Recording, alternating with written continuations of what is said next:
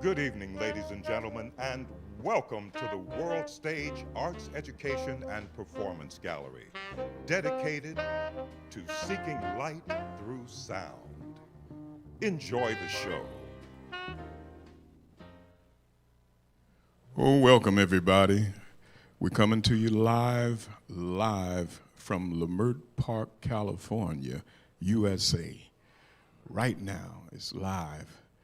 Oh, we're so thankful that every last one of you are out there and you're watching and supporting this world stage. Before I introduce our guest tonight, I would like to let you know that we have activities going on during the week. Don't forget about our Billy Higgins jam session, instrumental jam session on Thursday night, and our Rose Gales jam session on Sunday night, which should be resuming in February. We have the Anansi Writers Workshop on Wednesdays, and on Saturdays we have the drum workshop that starts at 12 o'clock, and then at 1 o'clock we have Matilda Haywood doing our fabulous vocal workshop, and there'll be other things that'll be coming as soon as this pandemic lets up off of us just a little bit. But right now we got something that I've been wanting to do. You know, we never want people to be able to predict what we're going to do here at the world stage and get too predictable.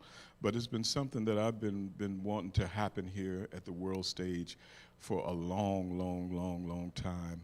And we've got two actual Leimert Park natives in the house. I mean, you know, you don't find too many people that are actually from Leimert Park that come and that perform and all of that stuff. Most of us have gravitated to this place, but these two beautiful gentlemen, they are from Leimert Park, and I've been so happy and anxious and trying to get them to come down here and be a part of this world stage live Friday night concert. So right now, without further ado, the wonderful, great Roger Guenveur Smith right here, and Mark Broyard. They are just, you know, otherworldly historians and creative people. I mean, if you've seen their work, you know, the Creole Mafia for one, if you've seen them do what they do on their stuff, you know, I mean, you know that we talking about genius here right now that we have in this room. So I'm just so thankful to introduce these two brothers, Roger Guenveur Smith and Mark Broyard. 9008 90008 90008 90008 765 Ex-minister. 4 3 2 1. He played serene,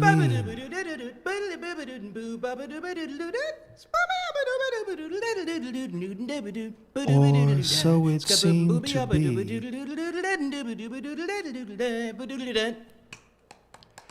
Eric Dolphin spoke to me posthumously, but I could feel it. Miss Ann by Eric Dolphy. His sounds alive, He played serene, creative and free. or so it seemed to be. Eric Dolphy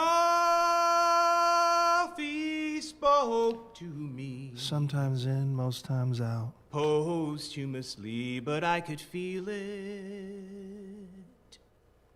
His sounds alive, Always blue. creative and free, sometimes in, most times out, outward bound, out there, always blue. Sereno, so recognizable when the man picked up his bass Sereno, clarinet.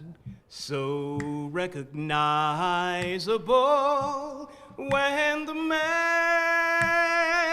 picked up his bass, clarinet, and blew his legacy, as it became a new direction to sing, as he played humble and true. Humble and true. Back in 1981, I met Eric Dolphy's parents. I was introduced to them by Miss Vi Red. You guys remember Vi Red? Vi Red. Her son, Randy Goldberg. You guys remember Yellow Rogers Kit drummer Randy Goldberg? Big Randy? Vi Red. I picked Miss Red up at her place on Christopher Street near Crenshaw and Imperial, and we picked up some Woody's barbecue. And we went to Mr. and Mrs. Dolphy's house on 36th Street. And we had a delightful afternoon. I met Mr. Dolphy, told me to call him Pops, Miss Sadie. And we ate barbecue, we laughed and talked. Had a wonderful, wonderful time. Took me around the house, showed me Eric's room, photo albums that they had, and took me outside and showed me a room that they built on the side of the garage for them, so that they had somewhere to go when Eric was in the house rehearsing with his band. Now that is, that's love and support and dedication. They built a room so they had somewhere to go, so they could turn the house over to Eric, where he could rehearse with Train and Dexter and Vi and Mingus and Teddy Edwards and Roy Porter, and all those cats were in there with Eric right there on 36th Street, half a block east of Western. Mark, you can call me Pops. Thanks, Pops. Let me tell you a little something about Eric. Oh, come on now. Now, this boy would rehearse 14 to 17 hours a day. Yes, really. Sometime his mother and I would wake up at 4:30 in the morning. 4:30 in the morning. And Eric would be out in the backyard with his clarinet, listening to the birds, Listening to the birds. trying to communicate with them, and they were communicating with him. Isn't that something? Pops told me that Eric would play one note for hours and hours and days and weeks and months. He'd find one note.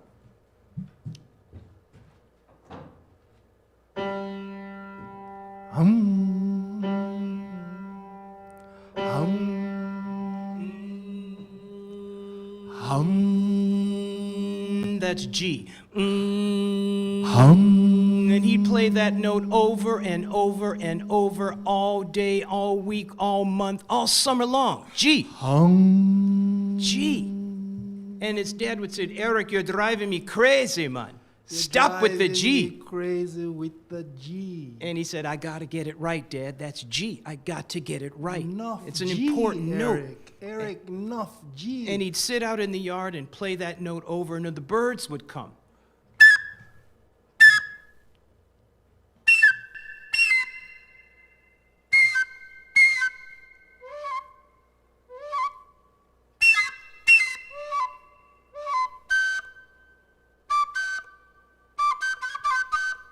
And he would try to find the microtones, the notes between F and F sharp, or maybe B and B flat, because he knew that there were sounds that the birds could make that he couldn't make on his instruments. And I took Miss Red home after that wonderful afternoon. They gave me some of Eric's personal effects. They gave me a pipe, a meerschaum pipe that belonged to him, this clarinet lyre. They took a photo out of their photo album and they signed it to me. And I took Miss Red home and I drove up to Tower Records, which used to be on Sunset Boulevard. I'm sure you guys all remember that. And I bought all these albums. Eric in Stockholm, Eric Stockholm sessions, out to lunch, outward bound, and brought them home to my room over here on Hubert Avenue. We live right on the corner of Hubert and Santa Barbara. Hubert and King, sorry. Hubert and King. And I listened to the crack of dawn, and I laid back in my bed, and I was about to fall asleep, and Eric Dolphy appeared in my doorway. He appeared in the doorway, and I sat up in bed. I wasn't sleeping. I sat up in bed. And he walked into my room and ascended above my bed into a blue prism. And I sat up in bed, leaning back on my arms, and he said, "Mark, thank you for being so good to my parents, man. I really appreciate that." And I said, "Well, Eric, where are you?" And he said, "It's beautiful here, man. Train is here, Bird is here. We play music all day long. We're waiting for Horace. We're waiting for Horace." And he said, "Mark, go ahead and write lyrics to my music. I want you to write lyrics to my music that explain it and give people hope." And I was so freaked out. And then a bush right outside of my bedroom window filled up with birds. And all these birds started singing. That had never happened. I'd lived in that house from 1961 when I was 4 years old until I left home at 24 in 1981. And that never happened. And I went out and I took a walk, and I came back and I put on Sereno. And these words just came to me. He played serene, or so it seemed to be. Eric Dolphy spoke to me posthumously, but I could feel it. His sounds alive, creative and free.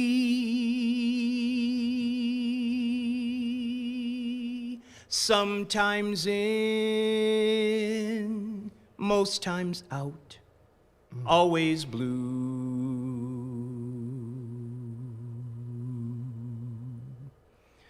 Sereno,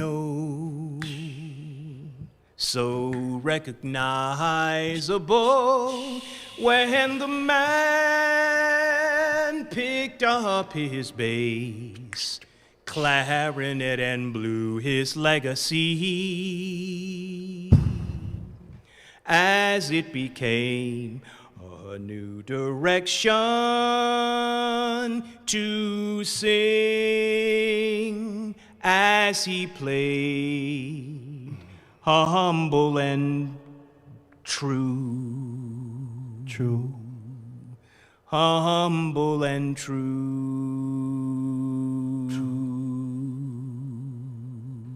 Dolphy was like a saint. You know, people say to me, "Charlie, what was Dolphy really like?" You know, and the only thing you can say really is that he was a great musician. He played flute, he mastered it, bass, clarinet, alto, saxophone. He was a composer, he was a leader in progress, and I loved him. I loved him deeply. We were on tour in Europe, and Eric said, "Well, Charlie, I think I'm gonna stay." I said, "What are you talking about? What you talking about, Dolphy? You're gonna stay?" He said, "I'm gonna stay." I said, "Well, I know you got a girlfriend over here. She's beautiful, dancer, Joyce. She lives in Paris, but that's no reason to stay." Joyce Mordecai. They got airplanes. Y'all can link up wherever. And he said, "No, that's not it, Charlie. Love is a beautiful thing, but I'm feeling comfortable here. This is where I want to be. Yes. There are plenty of musicians who want to work with me, plenty places to play, plenty venues, and I think I'm just going to stay right here. So, thanks, man, for everything, but I think I just need to be here. The people want to hear what I have to offer. He said as he spooned honey, spooning honey, not knowing that he was diabetic, spooning honey, not knowing that he was diabetic. And he collapsed on stage, and died in Germany. 29th of June, 1964. 1964. It's a day that I will never forget because I got a telegram. They said, Eric is gone. And I said, well, what you talk about he's gone? I said, yeah, I know he's gone because he's been blowing. He's gone, man. He's gone. And they said, no, he's gone. And Gerald Wilson knew Eric. And Eric wrote a song to Gerald, G-Wee, GW. Gerald Wilson. When now and then a man comes along and brings to jazz a sound that's so completely new that the man proves to be a true innovator. Neoteric. He bopped around, blew trumpet with the best of them. The pencil then became his instrument, and the sounds that he wrote, new chords of Christians. Played with Fletcher Henderson, Eckstein and Duellington, then come all his own giant men. Yes, neoteric. A certain sound grew out of these new harmonies, a free approach that really had to be, and the sounds that he played, unprecedented, unprecedented, unprecedented. And at Rosedale Cemetery, Mingus jumped into his grave. Unprecedented. Because Mingus had written a tune for the press, Lester Young. And Dolphy played on that tune live. They did a tribute to Lester Young. And it goes a little bit something like this.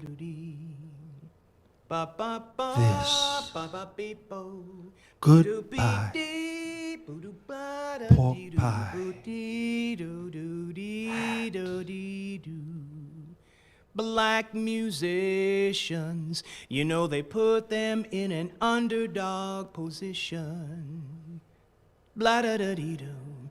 When Lester took him a wife, arm in arm went black and white, and some saw red, and drove them from their hotel bed. Lester leaps in. Love is never easy. Ba ba ba do dee dee dee do dee do dee da do dee ba ba bee da be boom do be do do do do do do dee dum do do dee dee do do do dee do do dee do dee boo do dee do dee do do boo ba do dee ba ba ba boo do blah do dee boo do dee da boo do blah da dee do do boo dee do do do do do do. Black musicians, you know they put them in an underdog position.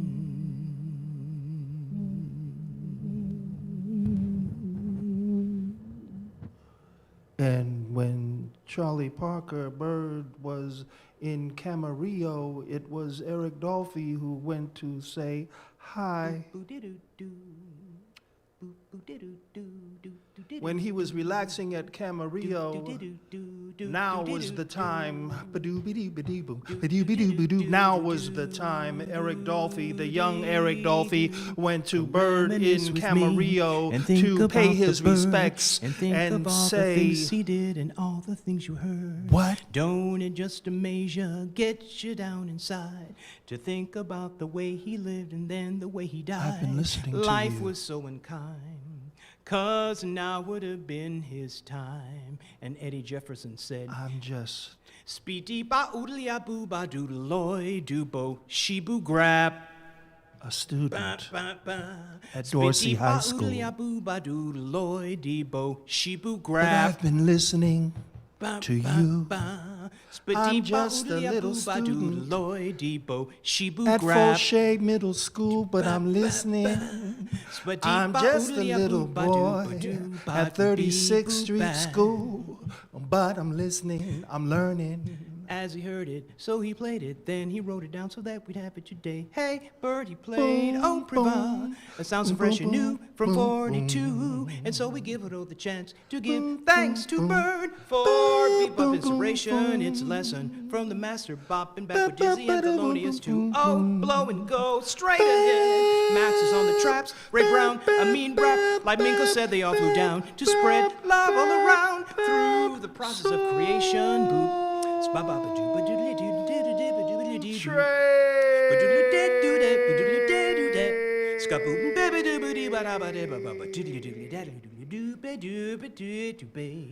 And Dolphy linked with Train to create those classic tracks. And then they blew it like this, and then they blew it like that. And then Mingus was listening, as he heard it, so he played Chico it. Hamilton Then he wrote too, it down so that he'd have and it Gerald today. Wilson Hey, was Bert orchestrating played Au Privat. the revolution It sounds so fresh and new from in 42. music. And so we grappled with the chance And to when give thanks to Rosa Bert Parks for bebop inspiration, said that it's she a wasn't lesson gonna go from to the master back of the bopping bus. back with It Dizzy and was Thelonious too. Oh, Eric blow and go straight Dolphy ahead. and Mingus Max is on the traps, and Ray Brown, a mean rap. Like Mingus said, Bird, they who all were flew down driving to the spread bus. love Yeah, all the new around bus, the through soul process of train. creation.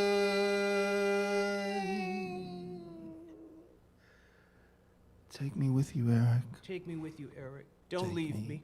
with you, Eric, Mingus jumped into the grave. He Now jumped the grave into the grave. The grave is at Rosedale Cemetery, The which corner is of right on the Washington corner of Washington and Normandy. and Eric's Normandy. buried there, Right next to his parents. over there. And on the gravestone it says, Just out there. he lives in his music. He lives in his music. It's He right there. lives He's buried. in his music. Many years we had events there. Kamau came. Goldberg was there. Joe, Daryl Moore, Charles Love, Goldberg. Billy came one time, you know, Billy. Louis Armstrong was there. You know, yeah, they were all there, you know. And Eric is there right now. So going over to Rosedale Jelly Roll Cemetery, go in Morton the was office there. and ask him where Eric Dolphy's buried. Buddy Right over Bolden there. was We'll there. see you all there on Mamie June the Smith 20th. was there. Come over, we'll have a blast. Right there at Rosedale Cemetery, June the 20th. Uh-huh. You know? Madam C.J. Walker will be there, and she will be doing your hair. Come on, you crazy fool. That's so nutty. But it's true. It's true. Because it's a continuity. Yeah. I understand. I understand. It's a Yes, continuity. Indeed. Yes, indeed, I do. You know? That these artists would have come from this L.A. at the far western edge of Western civilization, that Yeah. they would have come together right here in the greater Hollywood's community. Yeah. I mean, Bird went crazy here. Whoo! And Mingus, when he played in Hollywood, Ended he up at would knock Camarillo. over the black jockey statues on Rossmore Yeah, really. as he made his way from Hollywood to Watts. You know, when I think of Mingus, man, when I think of Mingus, Think of Mingus. when I think of Mingus, I see blue. Not a blue that's sad and moody, blue that's tinged with red to make a violet colored hue. proving creative genius unsurpassed. Blue that washes to deepest indigo. When I thought of Mingus again, I saw red. It's a red that seems to smolder, waiting to explode, resisting harmony with honor. Arrogant, courage vital, free and strong. Red that's proud to be a crimson tone. When I heard Mingus again, I saw green, like a crystal jade emerald. Olives and grapes expounding liberty with sound. Collard greens, justice and equality. Green describes the Mingus we'll never know.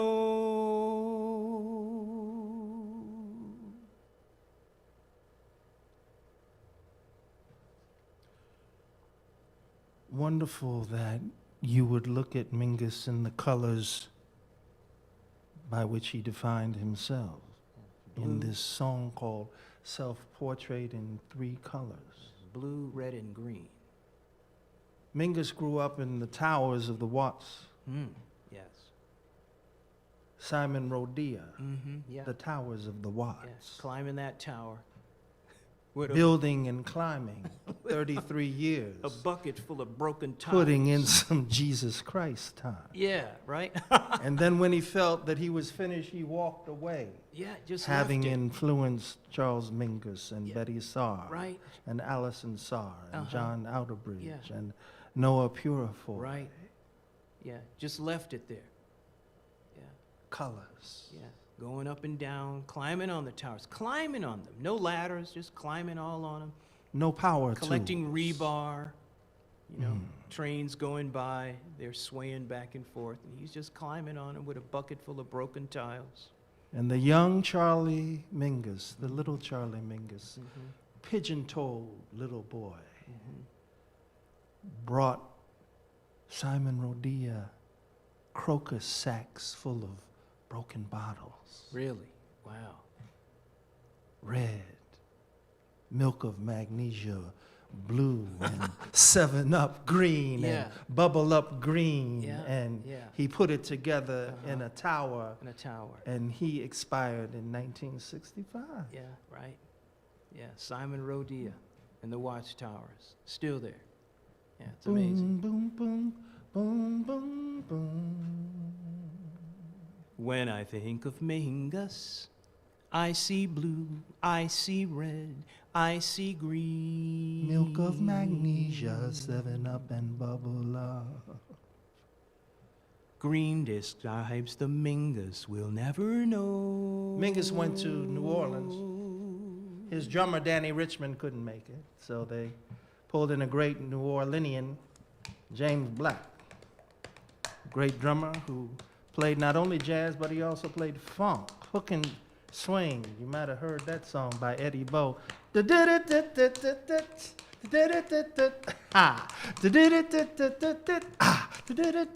Mingus was known for getting into, shall we say, tete-a-tetes with some of his fellow musicians.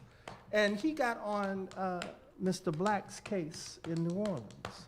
Now, Bad Mr. idea. Black was not going to take that, and he threw down his drumsticks and stood up and said, Mingus, you'd better stop fucking with me, 'cause you're in New Orleans now, and I'll kick your fat ass. And Mingus sat down. He sat down. Mingus sat down on the White House lawn. 1978, Jimmy Carter had pulled together a superstar confabulation of jazz artists, and Mingus was among them. He was in a wheelchair. He was suffering from Lou Gehrig's disease, and he was inconsolable. The tears were flowing down his face, and the President of the United States put his hand on his shoulder and said, "Don't worry, everybody loves you. History precedes us across the faded pages. Everybody loves you, Charlie."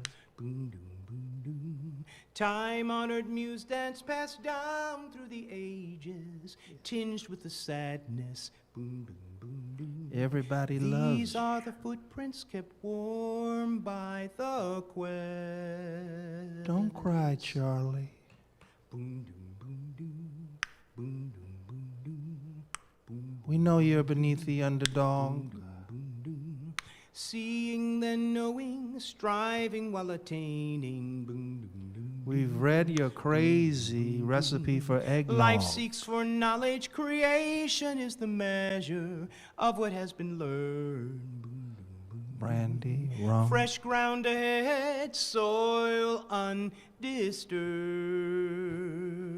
undisturbed. Boom, boom, doom, doom. Eggs, fresh, not from the market. Fresh. Boom, doom, boom, boom, doom, doom. Boom, boom, doom, doom. Boom, doom, doom, doom, doom, boom, doom, boom, doom, doom. So, boom, boom, boom, doom. And when Mingus Boom, boom, made his transition boom, doom, boom, doom, boom, doom. These South. are the footprints. These are the footprints. South. These are the footprints. These South are the footprints.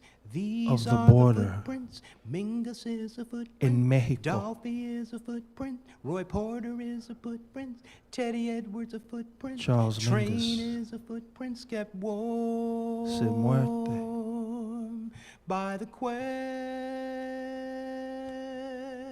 At the age of 56. And on that day, 56 whales are said to have beached themselves on the Mexican coast. These are the footprints. These are the footprints. These are the footprints. These are the footprints kept warm. Don't cry, Charlie. By the quest. Take me with you. By the quest. Take me with By you. the quest. Press. Take me with you. And he jumped into the earth.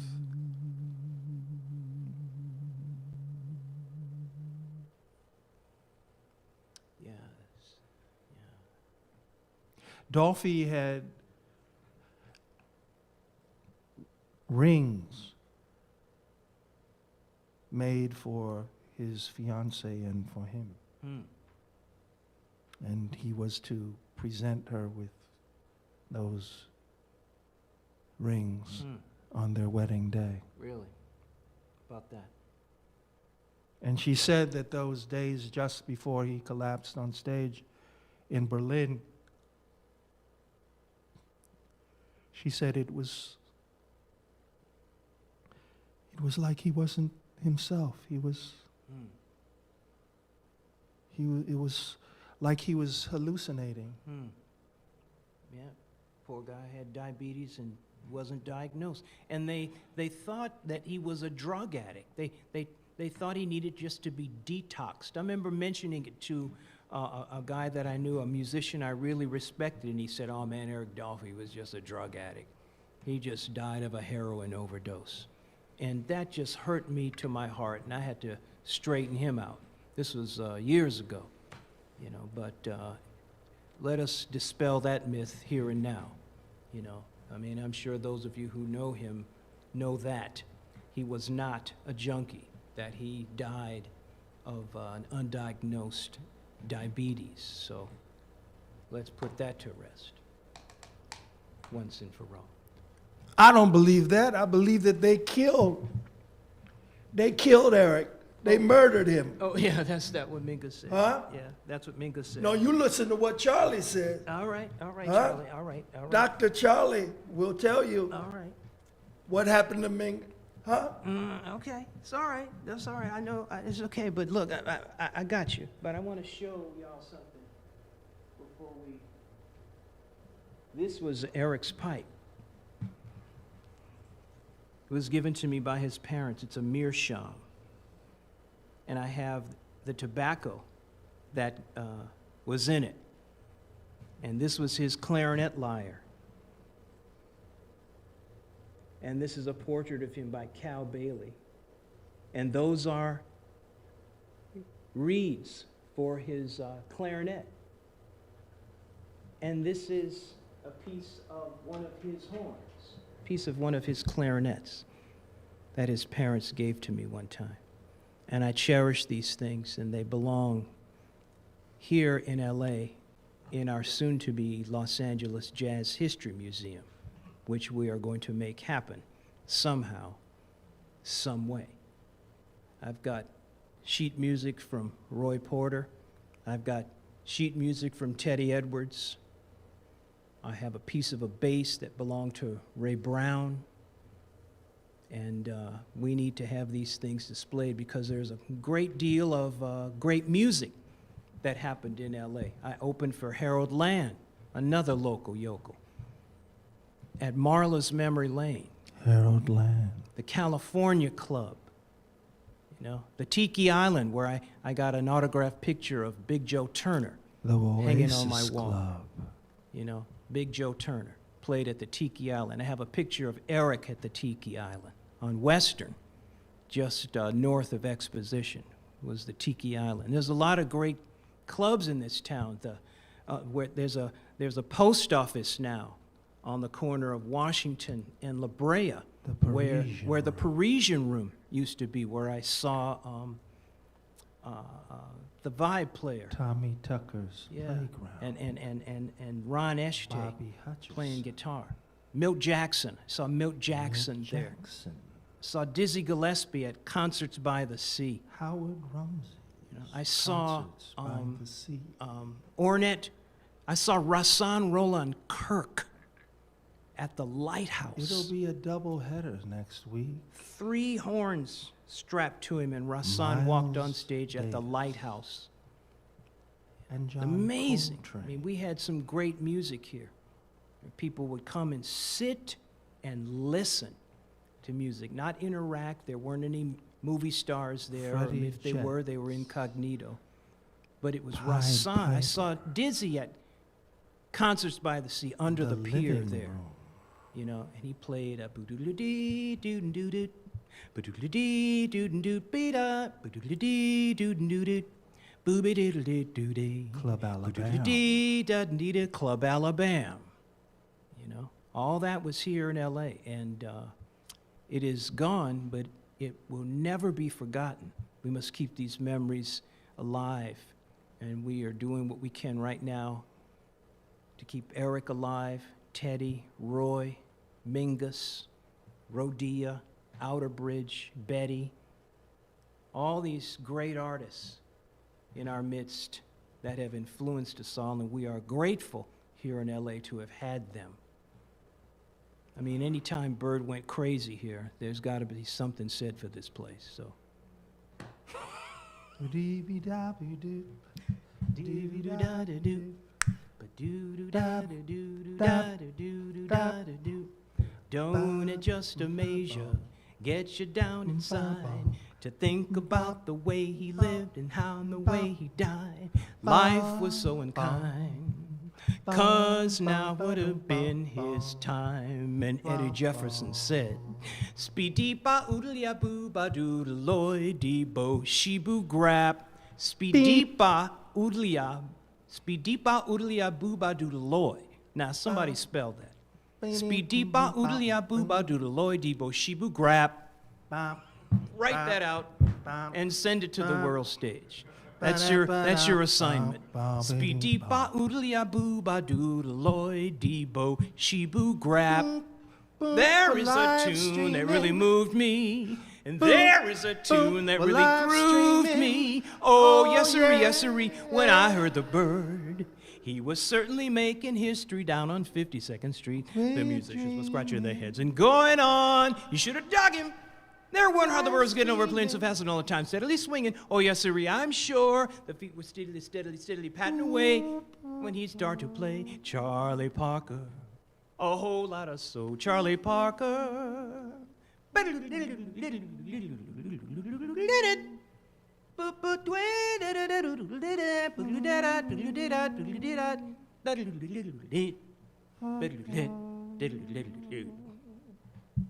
when Miles took the blindfold test for Downbeat magazine and listened to Eric Dolphy, he said, I want to step on his feet.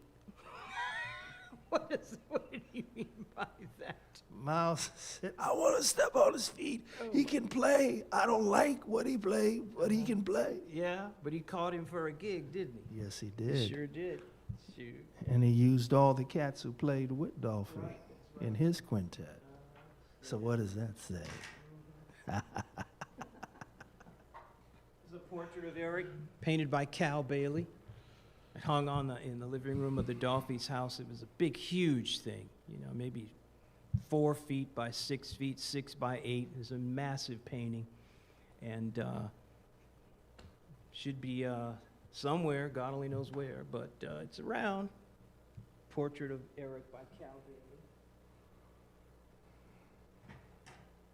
A box of his clarinet reeds.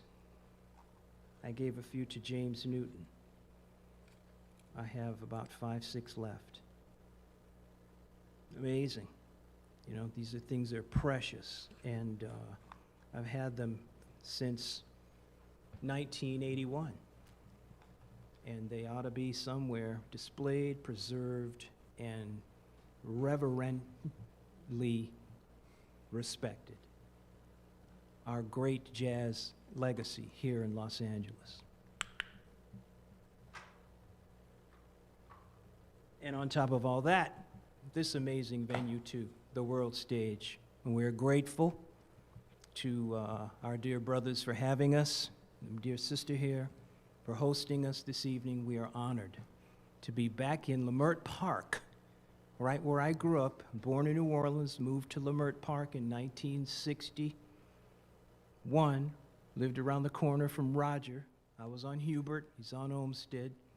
Both went to Transfiguration Elementary School, and this was Mildred Kahn's dance studio where my sister took ballet. On the corner was Dobson's Market. Over here was Thrifty Drugstore. Don't forget the chess club. The chess club. My mother used to buy dresses here at a little dress shop called Temmie's. Brockman Gallery. The Brockman Gallery, right across the street next to Congo Square. The Brockman Gallery, where I first saw Purifoy and Betty Saar, right here on Degnan Boulevard. And now it is the cultural center of Black Los Angeles. Everybody knows about Degnan Boulevard. You can walk out any time of the day or night and hear music, art and culture, bike shops, bookstores. Yeah, so this is our cultural mecca, and we are proud of it and proud to be here, respecting our community, respecting these great musicians, and giving tribute. And we thank the World Stage, the stage of the world, for having us this evening. When we received, Mark, the letter from Joyce Mordecai, letting us know that she and our Eric were not married, that in fact we had lost Eric in Berlin.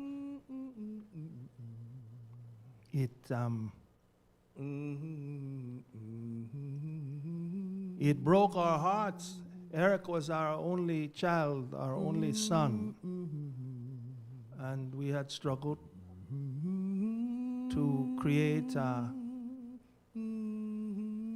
Lovely world for him. His mother's from Costa Rica, and I came here from Panama, and my people went to Panama to build the canal to unite the Atlantic and the Pacific Ocean.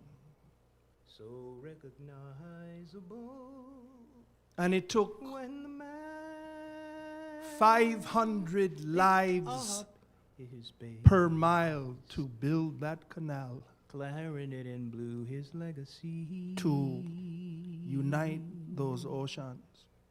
as it became a new direction We feel that to sing Our son, as he played, our only child, humble and true. he had achieved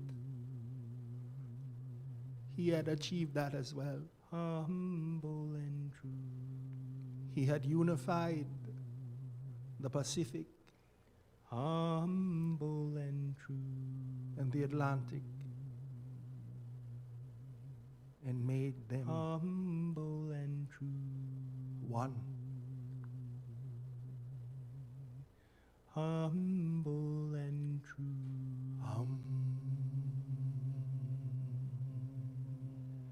Humble and true.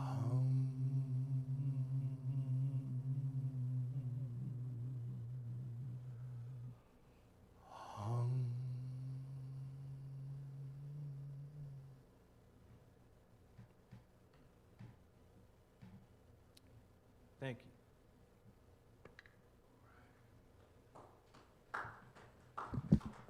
Well, I tell you, that was so different, and I know everybody out there vibes on it. I've just already heard some wonderful, wonderful comments about they were in the Eric Dolphy Church. Yeah. Now, one question I would like to ask is, how long have y'all been knowing each other?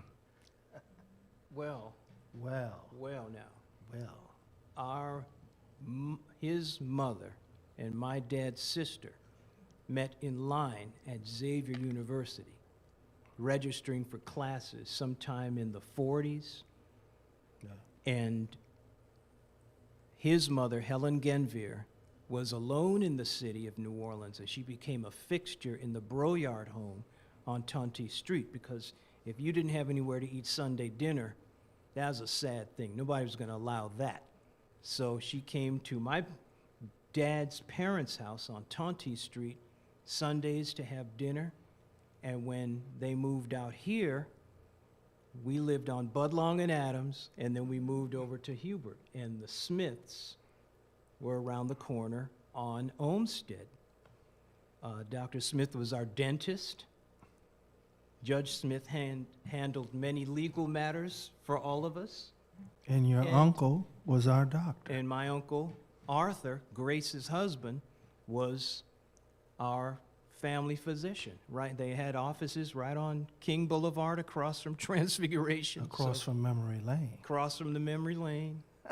So we go way back. We go back. I mean, In Way utero. back.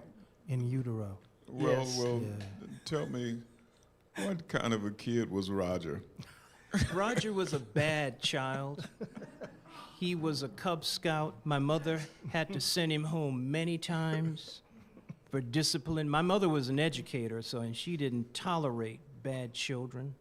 And many times she had to send Roger home because he was a bad influence on the other boys with malarkey, foolishness, stirring up trouble. So Roger was a difficult child. Well, I was a saint in every way. I was a good child, mama's boy, and did as I was told every day of my life. Is that true about Mark Roger? He's lying, but he's good. He's a good liar. I'm a good liar. Thank you very much. But all that about him was true. Now, when did you both, either one of or the other, get involved in the arts? How did that happen? And how did y'all start working together?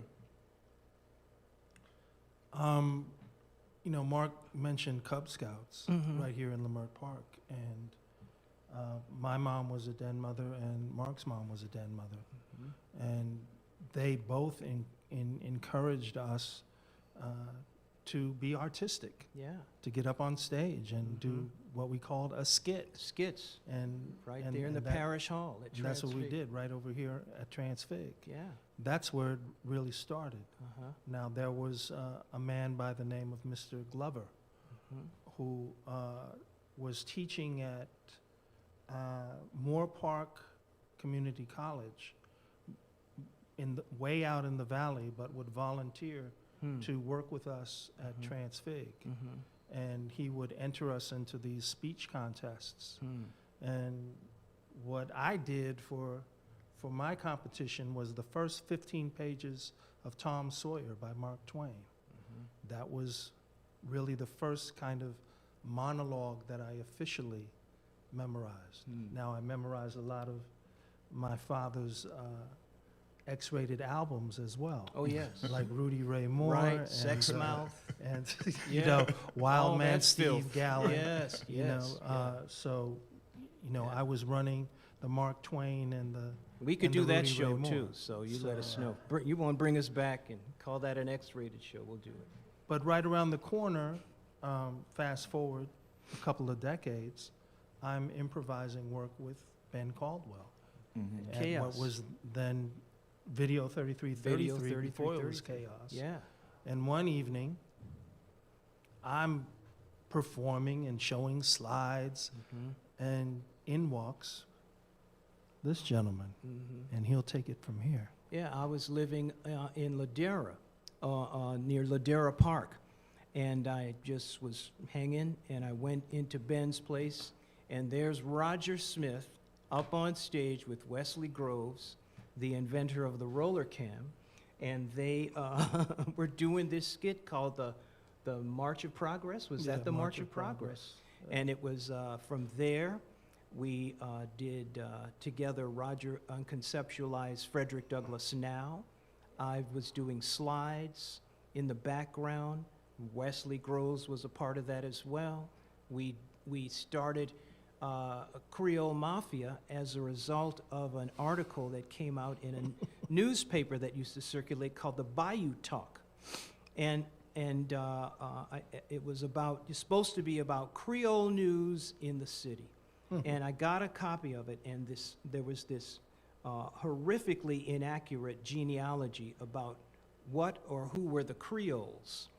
And this guy wrote in this article that America and the world needs to wake up and accept us as a separate ethnic race, and that Creoles need to make sure that we don't mix our blood with those people in society who are most responsible for unwed motherhood, incarceration, murder in the hood. And I was incensed, and I called Roger and I said, man, we have got to counter this bullshit. And I was standing next to the blender in my kitchen, and I started hitting the button.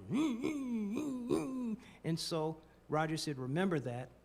And we met at Transfig with some 3x5 cards 30 years ago, and wrote down some scenes, and Roger, with his brilliant acting mind, put them together. He flew to New York, I flew.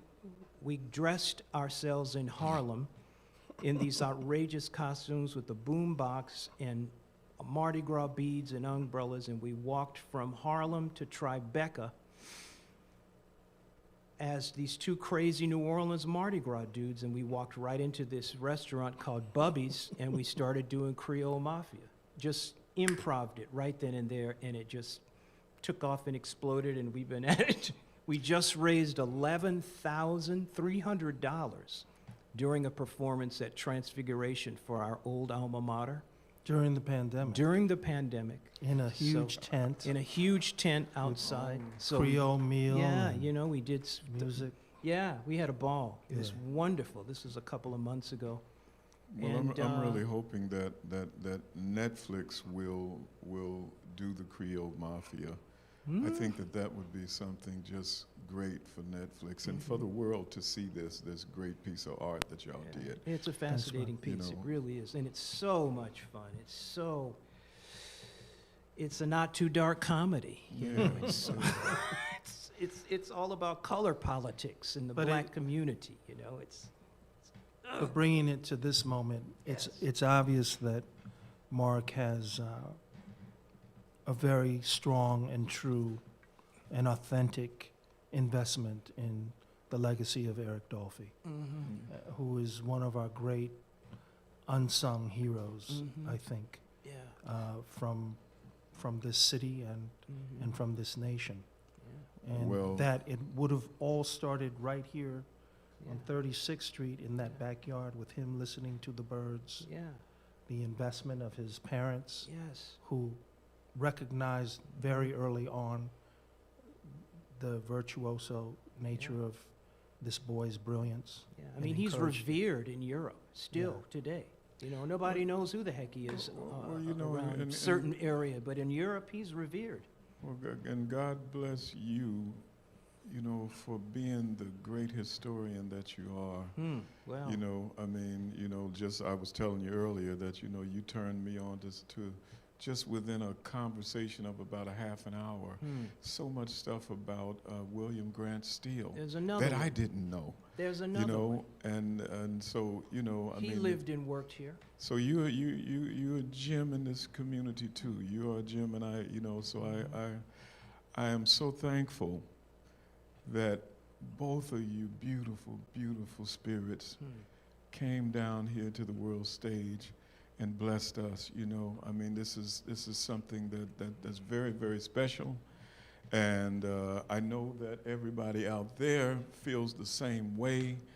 You know, so we thank you. And we pray that you continue to do this great work for a long time to come. So, Your lips ladies to and God's gentlemen, ears, brothers and sisters, live from Leimert Park, the great Roger GUENVEUR Smith and Mark Broyard. Thank you. Blessings. Thank you. Thank y'all. Salute. It really got to be some kind of nut. I can't use it. Trying to make it real compared to what? Come on.